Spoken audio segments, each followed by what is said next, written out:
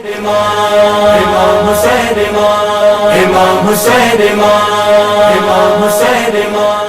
اعوذ باللہ من الشیطان الرجیم بسم اللہ الرحمن الرحیم۔ سید الشہداء کے فلسفہ قیام یا ان کے کوفہ یا کربلا جانے کے اہداف کے بارے میں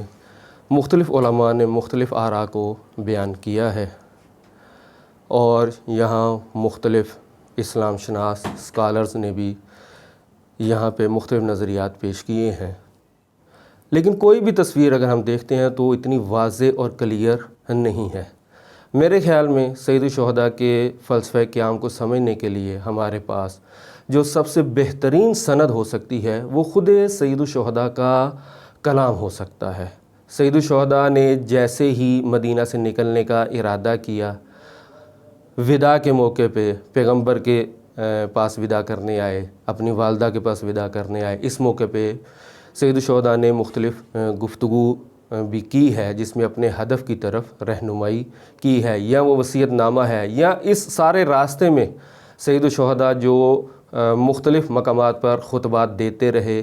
اور جس میں اپنے اس ہدف قیام کو بیان کرتے رہے، میرے خیال میں یہ سب سے بہترین تفسیر ہو سکتی ہے جو سید الشہداء کے کلام سے ہی ہم سمجھیں۔ اس کے علاوہ دوسرے ائمہ اطہار نے جب کبھی سید الشہداء کے ہدف قیام کو بیان کیا وہ بھی مناسب چیزیں ہیں، یا خصوصاً جو زیارت نامے ہیں جو مختلف ائمہ سے سید الشہداء کے حوالے سے نقل ہوئے ہیں، جیسا کہ اکثر زیارت نامے امام صادق علیہ السلام کی طرف سے منقول ہیں۔ ان زیارت ناموں کی اگر تعبیرات پہ ہم دقت کریں تو ہم فلسفہ قیام یا نہضت عاشورہ کے اہداف کو بہتر انداز میں درک کر سکتے ہیں۔ ہم یہاں پہ مکمل تو نہیں بیان کر سکتے، لیکن سید الشہداء کے ہی کلمات سے بعض حصوں کو جہاں اپنے قیام کے ہدف کو بیان کر رہے ہیں ان میں سے بعض چیزوں کو نقل کرتے ہیں اور ان سے بعض اہداف کو نکالنے کی کوشش کرتے ہیں۔ سب سے پہلے میں سید الشہداء کا ایک خطبہ بیان کروں گا کہ جو فی الواقع سید الشہداء نے قیام کے آغاز سے ایک سال پہلے اس خطبے کو بیان کیا ہے، یعنی سید الشہداء کا وہ جو آخری حج تھا جس میں وہ کربلا یعنی حج کو چھوڑ کے کربلا کی طرف چل پڑے تھے، اس سے پچھلے سال والا جو حج تھا یعنی امیر شام کے دور میں، اس کے تقریباً دور کے آخر میں سید الشہداء نے حج کے موقع پہ، جب آپ جانتے ہیں کہ حج کے موقع پہ تمام دنیا سے لوگ وہاں حج کے موقع پہ اکٹھا ہوتے ہیں، وہاں سید الشہداء نے علماء کو، خواص کو اکٹھا کر کے اس مطلب کو یعنی ایک بڑا دل ہلا دینے والا بڑا جوشیلا وہاں پہ خطاب کیا سب کے درمیان، اور وہاں اپنے اس انگیزے کو بیان کیا۔ یہ دیکھیں، میں نے جو آپ سب لوگوں کو اکٹھا کیا، میں نے حکومت کے خلاف باتیں کی، اس میں میرا ہدف اور مقصد کیا ہے، یہ امام علیہ السلام یہاں پہ بیان فرماتے ہیں۔ اللہم انک تعلم انہ لم یکن ما کان منا تنافسا فی السلطان۔ بیان فرماتے ہیں، خدایا تو جانتا ہے کہ ہم نے جو کچھ انجام دیا طاقت حاصل کرنے کی خواہش سے نہ تھا۔ یعنی امام بیان فرماتے ہیں کہ یہ جو میں خود مثلا ایک چیزیں بیان کر رہا ہوں اس وجہ سے نہیں کہ میں کوئی طاقت حاصل کرنا چاہتا ہوں، میں چاہتا ہوں کہ میں کسی مقام پہ پہنچ جاؤں اور میرا ہدف اصلی یہ طاقت ہے نہ دنیا کے کسی فائدے کے لیے میں نے یہ کام کیا، بلکہ ہم تیرے مذہب کی نشانیوں کو زندہ کرنا چاہتے ہیں، یعنی دین کے قیام کے لیے امام نے قیام کیا، اور تیری زمینوں کی اصلاح چاہتے ہیں تاکہ تیرے مظلوم بندوں کو سلامتی اور سکون ملے، اور وہ واجبات اور سنتیں اور احکام بحال ہو سکیں کہ جن کو ختم کر دیا گیا ہے۔ اب یہاں سے آگے دیکھیں تو سید الشہداء اپنے یعنی قیام کے ہدف کو بیان کر رہے ہیں۔ کیا بیان فرماتے ہیں؟ یعنی حقیقی اور خالص اسلام ناب محمدی کی نشانیوں کو زندہ کرنا، اسلامی مملکت کی صورتحال کی اصلاح اور بہبود، مظلوم عوام کی حفاظت کو یقینی بنانا، احکام الہی اور ان پر عمل درآمد کے لیے مناسب موقعیت ایجاد کرنا۔ اگر ہم دیکھیں تو حضرت حجت کا بھی ہدف یہی ہے، وہ بھی کیا چاہتے ہیں؟ آکے ایسا ماحول فراہم کرنا کہ جس ماحول میں خدا کے بندے اس کی طرف جا سکیں، اس کی بندگی کر سکیں، اس کے احکامات پر عمل کر سکیں۔ سید الشہداء کا بھی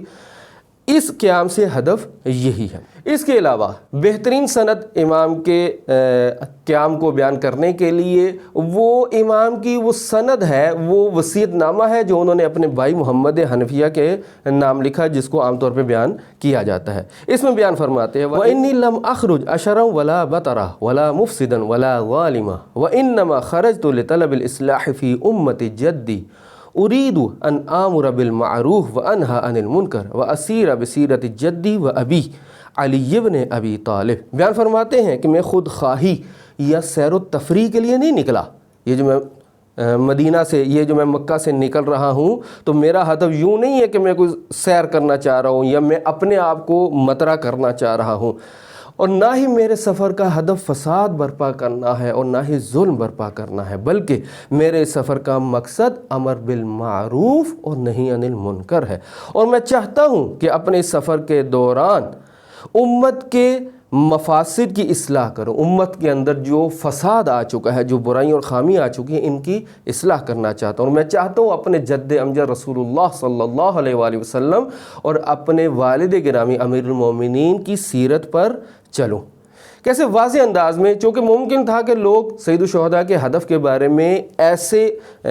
کلمات استعمال کرتے، اور سید الشہداء نے شروع میں بیان کر دیا کہ میرا قطعاً یہ ہدف نہیں ہے، بلکہ اپنے ہدف کو امر بالمعروف اور نہی عن المنکر کو بیان کیا،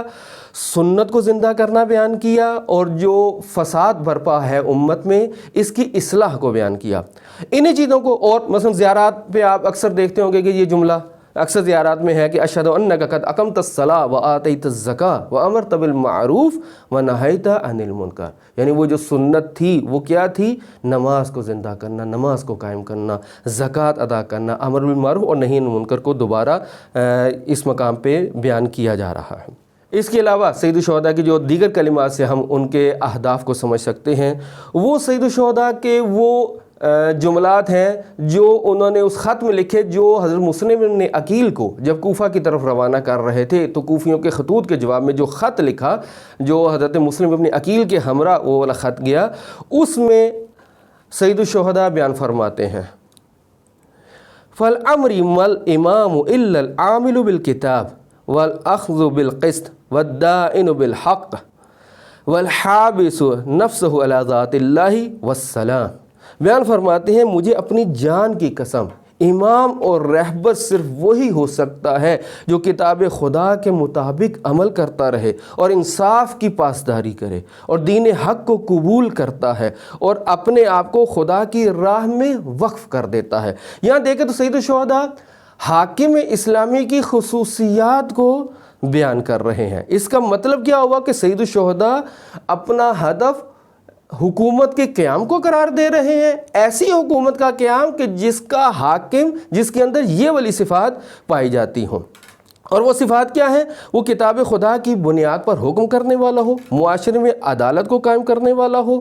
دین خدا پر اعتقاد بھی رکھتا ہو اور دین خدا پر عمل بھی کرنے والا ہو، اور اپنے آپ کو خدا کی ذات اور الہی اہداف کے متحقق کرنے کے لیے اپنی ذات کو وقف کر دے۔ اسی طرح سید الشہداء نے اپنے قیام کا مرکز کوفہ کو قرار دیا تھا، لیکن بصرہ کے مومنین کو، بصرہ کے بزرگوں کو خط لکھ کر اپنی نصرت کی دعوت دی کہ میں کوفے جا رہا ہوں، آپ بھی کوفہ کی طرف آئیں۔ وہاں اپنے اس قیام کے ہدف کو اس انداز سے بیان کر رہے ہیں۔ بیان فرماتے ہیں وَأَنَا أَدْعُوكُمْ إِلَىٰ كِتَابِ اللَّهِ وَسُنَّةِ نَبِيِّهِ فَإِنَّ السُّنَّةَ قَدْ أُمِيتَتْ وَإِنَّ الْبِدْعَةَ قَدْ أُحْيَتْ۔ میں آپ کو خدا کی کتاب اور اس کے نبی کی سنت کی طرف بلاتا ہوں، کیونکہ اس گروہ کے ہاتھوں، یعنی وہ گروہ جو حاکم ہے، اس گروہ کے ہاتھوں رسول اللہ کی سنتیں تباہ ہو چکی ہیں اور بدعتیں زندہ ہو چکی ہیں۔ یہاں پہ سید الشہداء اپنے قیام کا ہدف بیان فرماتے ہیں کہ میرا ہدف یہ ہے کہ جو سنتیں پامال ہو چکی ہیں ان سنتوں کو زندہ کروں، اور جو بدعتیں پھیلائی جا رہی ہیں ان بدعتوں کو ختم کروں، اور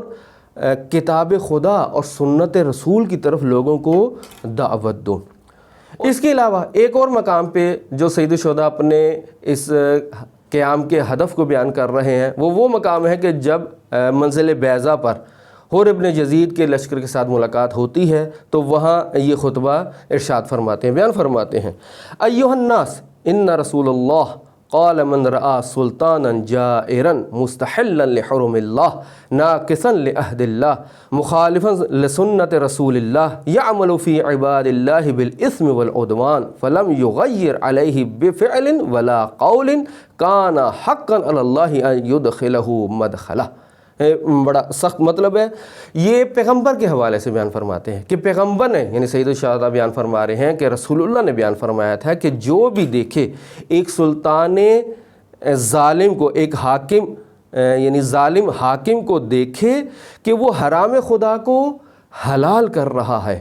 اور خدائی وعدوں کو، خدائی عہد کو توڑ رہا ہے، خدا کے رسول کی سنت کی مخالفت کر رہا ہے اور خدا کے بندوں کے درمیان گناہ اور ظلم کا پیغام دے رہا ہے، یعنی اس کا علناً یعنی مظاہرہ کر رہا ہے، ظلم کو رواج دے رہا ہے، گناہ کو ظاہر کر رہا ہے،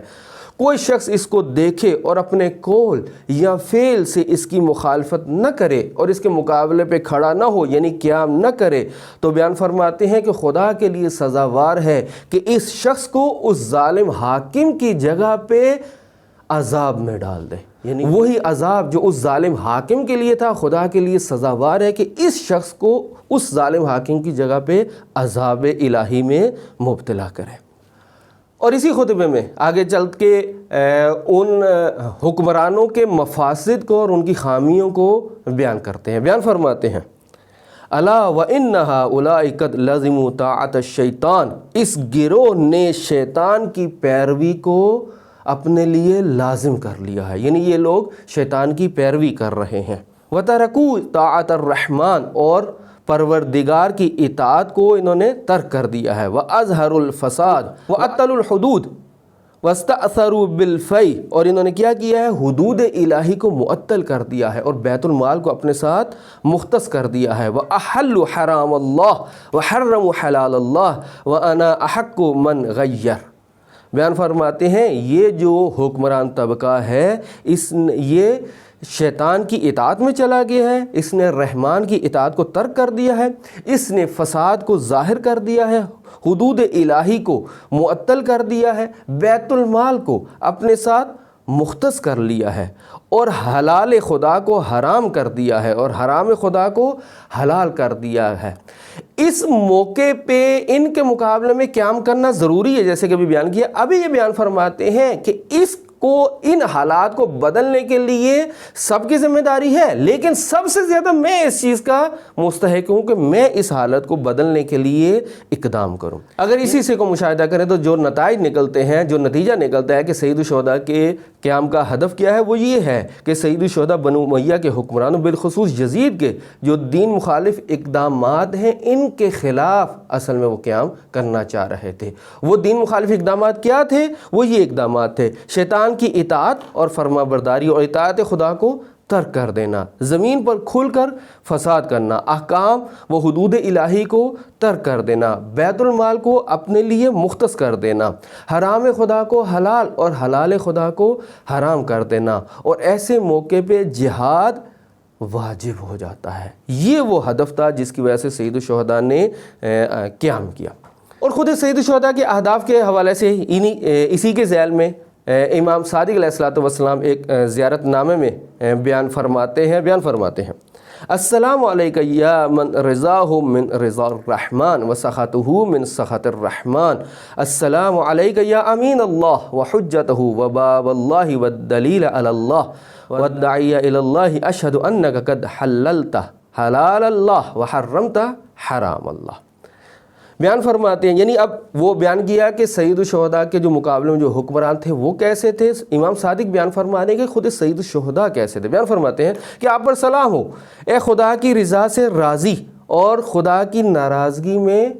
ناراض ہونے والے، در حالی کہ ان کا معاملہ برعکس تھا۔ آپ پر سلام ہو اے خدا کے امانت دار، در حالی کہ وہ امانتوں میں خیانت کرنے والے تھے۔ آپ پر سلام ہو اے خدا کی حجت، خدا کی طرف لے جانے والے دروازے، یعنی سید الشہداء کیا ہیں، جو ہمیں خدا کی طرف رہنمائی کر رہے ہیں، جو اس لیے آئے تھے تاکہ لوگوں کو خدا کی طرف لے جائیں، در حالی کہ وہ حکمران لوگوں کو خدا کی اطاعت سے نکال کر شیطان کی اطاعت کی طرف لے جا رہے تھے اور راہ خدا کی طرف بلانے والے۔ میں گواہی دیتا ہوں کہ آپ نے حلال خدا کو حلال بتایا اور حرام خدا کو حرام بتایا، در حالی کہ وہ دشمنان اس کے برعکس تھے۔ آپ نے نماز قائم کی اور آپ نے زکوٰۃ دی، آپ نے نیک کاموں کا حکم دیا اور آپ نے برائیوں سے منع کیا، آپ نے اپنے رب کے راستے کی طرف دانش مندی اور بہترین نصیحت کے ساتھ دعوت دی۔ بس یہاں سے ہمیں سید الشہداء کے ان اہداف کی طرف رہنمائی ملتی ہے کہ امام علیہ السلام یعنی کیوں بہترین تھے۔ اپنی ان خصوصیات کی وجہ سے ان کی ایک ذمہ داری تھی کہ مخالفین کے مقابلے پہ قیام کرتے، اور رسول اللہ کی حدیث کی روشنی میں سید الشہداء نے اپنے اس قیام کو واجب قرار دیا، نہ صرف سید الشہداء کے لیے بلکہ رسول اللہ کی حدیث تھی کہ جو بھی ایسے ظالم بادشاہ کو دیکھے تو اس پر لازم ہے کہ اپنے قول اور فعل سے قیام کرے، اگر وہ قیام نہیں کرتا تو خدا کے لیے سزاوار ہے کہ ایسے کو اسی عذاب میں مبتلا کرے جس میں اس ظالم حاکم کو مبتلا کیا تھا۔ اگلا مطلب، سید الشہداء جب ذی حسم کے مقام پر پہنچتے ہیں تو یہاں دنیا کی بے وفائی کا تذکرہ کرتے ہوئے اپنے فلسفہ قیام کو بیان فرماتے ہیں۔ الا ترون ان الحق لا يعمل به وان الباطل لا يتناهي عنه ليرغب المؤمن في لقاء الله محقا فإني لا أرى الموت إلا سعادة ولا الحياة مع الظالمين إلا براما۔ یعنی سید الشہداء کا یہ جو معروف جملہ عام طور پہ پڑھا بھی جاتا ہے، یہ ذی حسم کے مقام پہ مولا نے بیان فرمایا، جہاں دنیا کی بے وفائی کا تذکرہ بھی کیا اور اپنے ہدف کو اس طرح سے بیان فرمایا۔ بیان فرماتے ہیں، کیا تم نہیں دیکھ رہے کہ حق پر عمل نہیں ہو رہا اور باطل سے منع نہیں کیا جا رہا؟ اور بیان فرماتے ہیں، جب ایسا ماحول قائم ہو جائے تو ایسی حالت میں مومنین پر لازم ہے کہ وہ اپنے رب کے لقاء کی طرف رغبت پیدا کریں، یعنی مرنے کے لیے تیار ہو جائیں۔ البتہ پہلا مرحلہ یہ اس کے خلاف قیام کریں، اسے ختم کرنے کی کوشش کریں، لیکن جیسے آپ قیام کریں گے دشمن مقابلے پہ آئے گا، اور جب آپ یہ دیکھیں کہ میرے پاس صرف دو راستے ہیں، یا تو میں خاموش ہو جاؤں یا میں دشمن کے ساتھ مقابلہ کرتے ہوئے مارا جاؤں، تو سید الشہداء ایسی حالت میں مرنے کو ترجیح دیتے ہیں۔ یعنی سید الشہداء گویا کہ شہادت کی طرف قدم بڑھا رہے ہیں اور اپنی شہادت کا اعلان کر رہے ہیں، اور اس مقام پہ اپنا وہ بہترین جو مشہور جملہ ہے وہ بیان فرماتے ہیں، کیونکہ ایسی موت میری نظر میں سعادت کے علاوہ کچھ نہیں۔ جب حالات ایسے ہو جائیں تو اس میں مر جانا سعادت ہے، اور اگر انسان نہیں مرتا اور ایسی حالت میں زندہ رہتا ہے، یعنی گویا کہ ظالموں کے ساتھ زندگی گزارتا ہے، تو ایسی موت کو سید الشہداء نے ننگ اور عار کہا ہے۔ اور اسی مطلب کی طرف سید الشہداء روز عاشور بھی اشارہ فرماتے ہیں، جب عبید اللہ ابن زیاد کی طرف سے سید الشہداء کو دو حالتوں میں سے ایک حالت کو انتخاب کرنے پر مجبور کیا گیا، یعنی سید الشہداء یا بیعت کر لیں یا قتل ہونے کے لیے تیار ہو جائیں، تو ایسے موقع پہ سید الشہداء یہ جملہ ارشاد فرماتے ہیں، الا وان الداعی ابن الداعی قد رکض بین اثنتین بین الصلۃ والظلہ وہیہات من الظلہ۔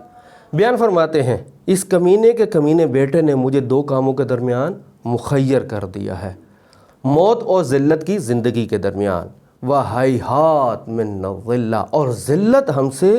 دور ہے۔ اور یہاں پہ خصوصیت کے ساتھ سید الشہداء نے کہ سید الشہداء کیوں ذلت سے دور ہیں،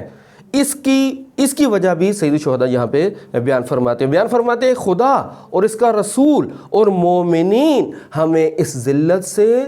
دور دیکھنا چاہتے ہیں۔ یعنی سید الشہداء ان مقامات پر یہ بیان فرمانا چاہ رہے ہیں کہ ایسے عالم میں زندہ رہنا یعنی ذلت کو قبول کرنا ہے، در حالی کہ میں ذلت کی زندگی جینے سے مر جانے کو بہتر سمجھتا ہوں، چونکہ ہم ذلت سے دور ہیں، ہیہات من الظلہ، چونکہ خدا اس کا رسول اور مومنین ہمیں ذلت سے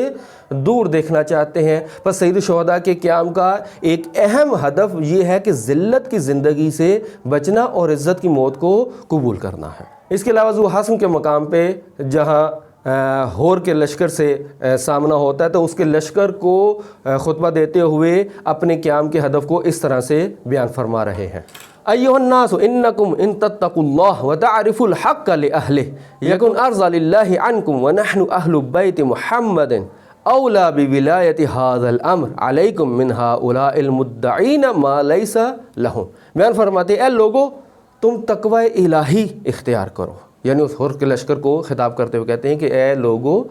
تقوی الہی اختیار کرو، اور اگر تم حق کے حکومت ان کے اہل کو دینا چاہو تو خدا کو یہ چیز بہت پسند ہے۔ اور بیان فرماتے ہیں اور ہم ایسا خاندان ہے جو ان لوگوں کی نسبت، یعنی وہ جو حکومت میں ہیں، جو ان لوگوں کی نسبت حکومت کے زیادہ حقدار ہیں، اور یہ لوگ جو اس حکومت کا ادعا کر رہے ہیں ان کا اس حکومت میں کوئی حق نہیں۔ یعنی یہاں پہ سید الشہداء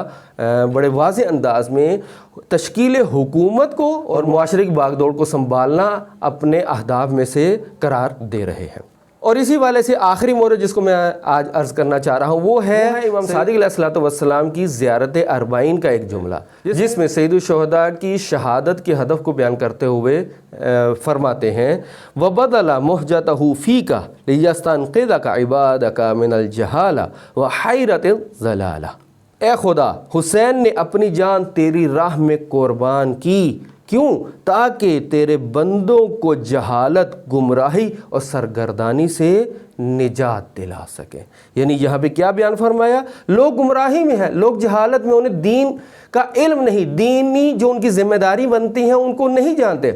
لہذا سید الشہداء اپنے اس قیام کے ہدف کو، یعنی امام صادق علیہ السلام سید الشہداء کے ہدف کو اس انداز میں بیان کرتے ہیں کہ سید الشہداء اس وجہ سے شہید ہوئے، اس وجہ سے اپنی جان کا نذرانہ پیش کیا تاکہ امت کو ان کی ذمہ داریوں کی طرف رہنمائی کر سکے، ان کو جہالتوں سے نکال سکے، انہیں گمراہیوں سے نکال سکے۔ اگر ہم اپنی ساری بحث کا نتیجہ بیان کریں، اس میں چند اہداف سید الشہداء کے بیان ہوئے ہیں، لیکن ان تمام اہداف کو اگر ایک ہدف کے تحت ہم بیان کرنا چاہیں تو وہ شاید اس انداز میں ہم اس کو بیان کر سکتے ہیں کہ سید الشہداء کے قیام کا بنیادی ہدف اور اصلی اور جامع ہدف یہ تھا کہ وہ اسلام، اصلی اسلام، حقیقی اسلام، خالص اسلام، اسلام ناب محمدی کی ثقافت کو زندہ کرنا چاہتے تھے، اور اس دین محمدی کے اوپر جو بدعتوں کا، جو گمراہیوں کو، جو جہالتوں کا جو گرد و غبار پڑ چکا تھا اس غبار کو زندہ کرنا چاہتے تھے۔ یعنی بدعتوں کا جو غبار تھا دین کے اوپر، وہ دین کی اصلی شکل جو گم ہوتی جا رہی تھی، سید الشہداء چاہتے تھے اس کے اوپر وہ جو غبار، گرد و غبار پڑ چکا ہے، اسے ہٹا کے اس اصلی حقیقی اسلامی، خالص اسلامی ثقافت کو زندہ کرنا، یہ سید الشہداء کا ہدف اصلی تھا۔ خدا ہمیں توفیق عطا فرمائے کہ ہم سید الشہداء کے اس ہدف کو اچھے انداز میں سمجھ سکیں اور جو ذمہ داری آج کے دور میں ہماری عائد ہوتی ہے اسے ہم پورا کر سکیں۔ والسلام علیکم ورحمۃ اللہ وبرکاتہ۔ امام حسین، امام حسین، امام حسین، امام